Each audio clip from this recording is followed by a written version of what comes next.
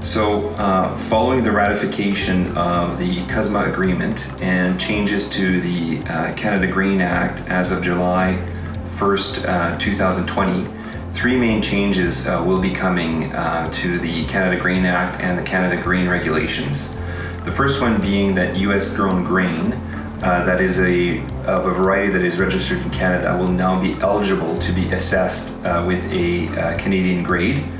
The second important change coming is that country of origin requirements on inspection certificates will no longer make the distinction between Canada and U.S. grown grain as long as it's of a registered variety. And the third, which impacts Canadian grain producers directly as well as U.S. grain producers and other commercial entities, is that all persons or entities delivering grain into the commercial grain handling system will now be required to provide a declaration at the time of delivery.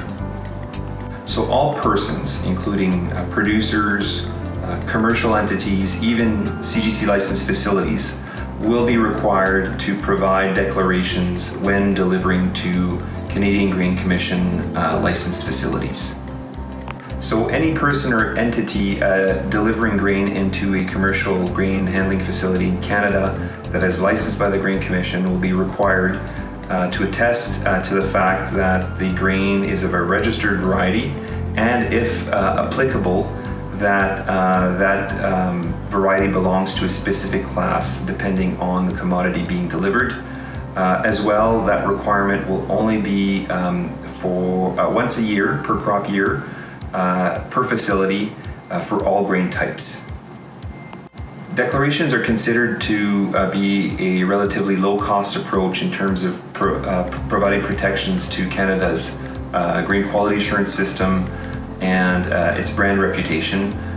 It also provides us with the opportunity to reconcile the different regulatory systems between Canada and the US, and also provides us with an important protection in terms of attesting to the variety registration status of a grain being delivered into the commercial handling system here in Canada.